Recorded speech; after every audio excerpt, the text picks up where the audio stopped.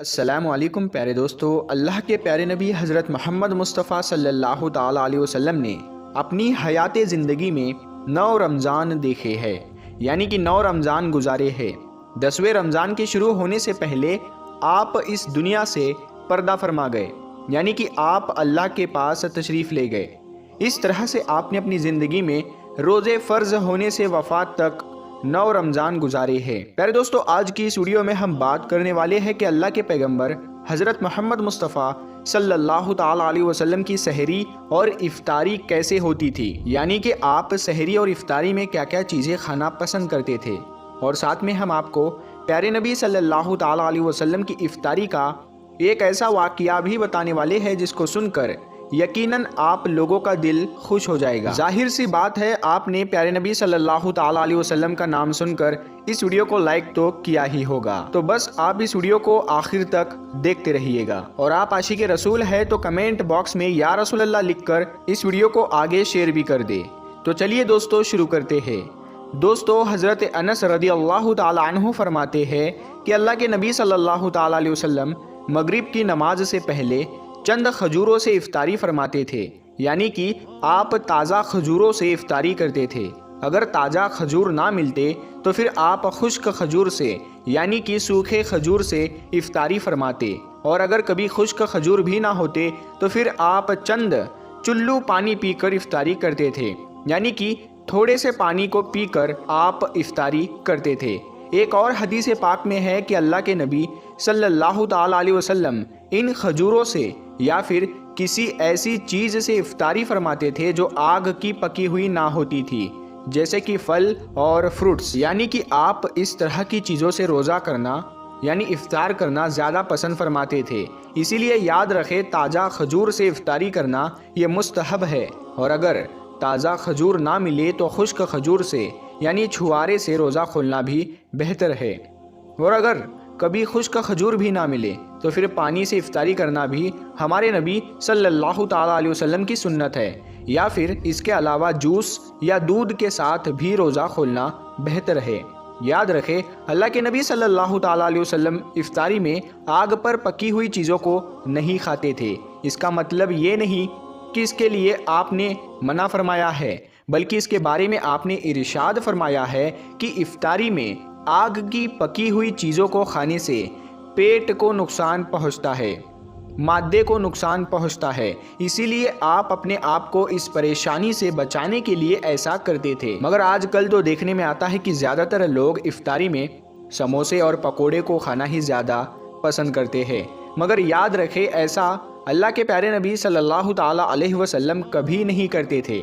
اس کے علاوہ دوستو، اللہ کے نبی صلی اللہ تعالیٰ علیہ وسلم جب سحری کھاتے تھے تو بالکل آخری وقت میں کھاتے تھے۔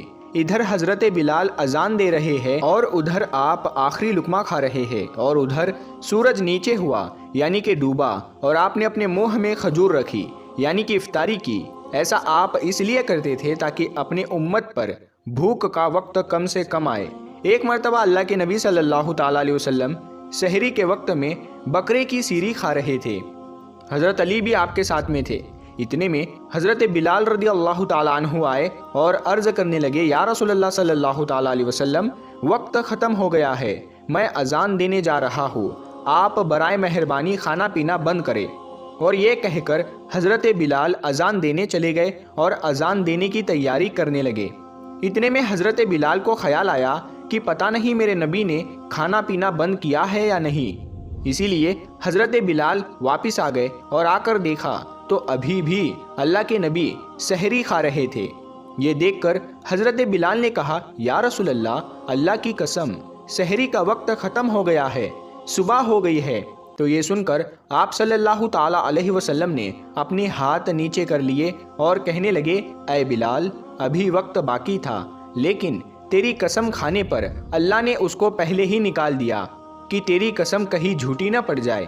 پھر حضرت علی نے فرمایا، اگر بلال قسم نہ کھاتے تو جب تک میرے نبی صلی اللہ تعالیٰ علیہ وسلم کھاتے رہتے تب تک صبح صادق نہیں ہوتی۔ اب دوستو، آپ کو ان 10 چیزوں کے بارے میں بتاتے ہیں جن کو اللہ کے پیارے نبی صلی اللہ تعالیٰ علیہ وسلم بہت پسند فرماتے تھے اور ان کو شوق کے ساتھ میں تناول فرمایا کرتے تھے۔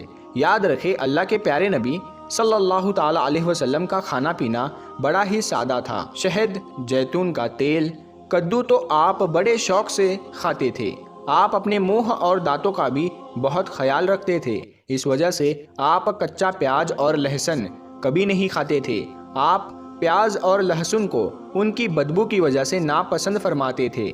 یاد رکھے اللہ کے رسول صلی اللہ تعالی علیہ وسلم کو اگر کوئی چیز یا کوئی کھانا پینا پسند نہ ہوتا تو آپ اس کو چھوڑ دیتے تھے، یعنی کہ اس کو نہیں کھاتے تھے، مگر اس چیز کو آپ برا نہیں کہتے تھے۔ حدیث پاک میں ہے کہ اللہ کے نبی صلی اللہ تعالی علیہ وسلم کی عادت مبارکہ تھی کہ آپ کو جس قسم کا بھی کھانا مل جاتا تھا آپ اس کو تناول فرما لیتے تھے، یعنی کہ آپ وہ تمام کھانے جو خدا نے حلال کیے ہیں اس کو تناول فرما لیتے تھے۔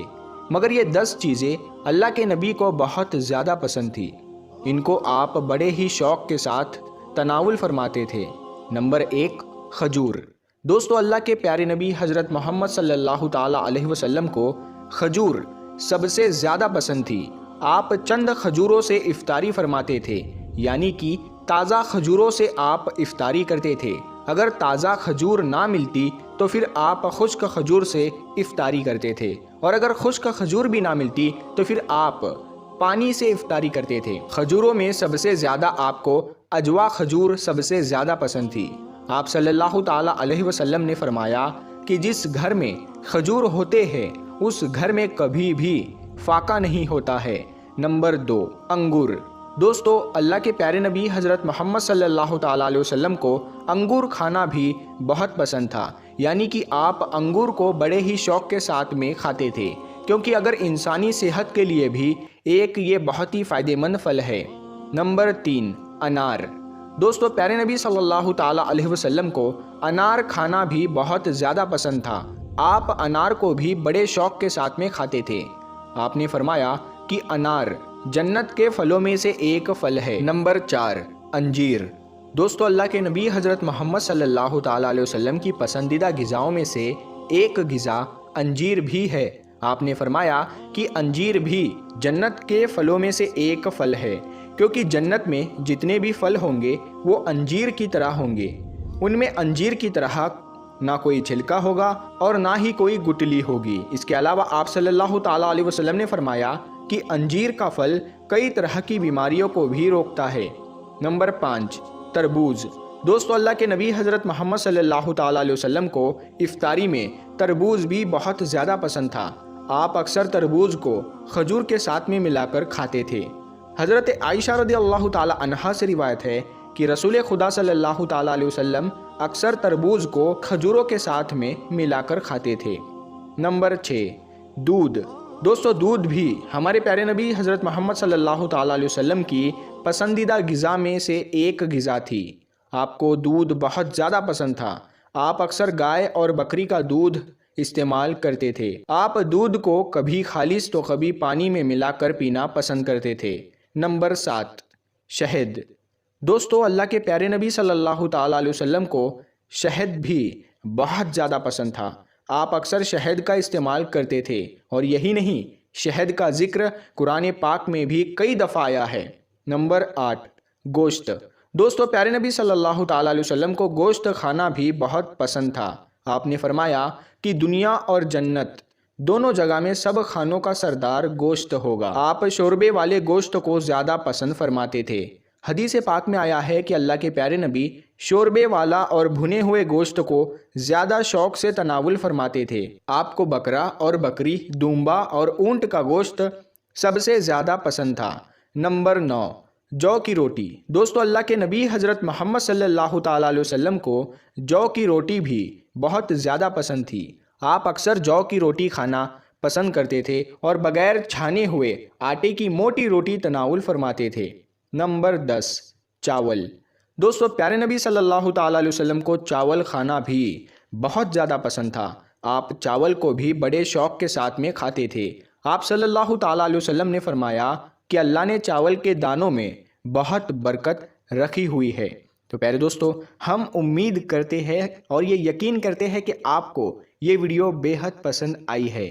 تو اس ویڈیو کو آپ ثواب کی نیت سے اپنے دوستوں کے ساتھ میں شیئر ضرور کریں اور ہمارے چینل نور حدیث کو سبسکرائب کر کے ساتھ میں لگے بیل آئیکن کو ضرور دبا دیں۔ ہم ملتے ہیں پھر ایک نئی ویڈیو کے ساتھ میں، تب تک کے لیے السلام علیکم، اللہ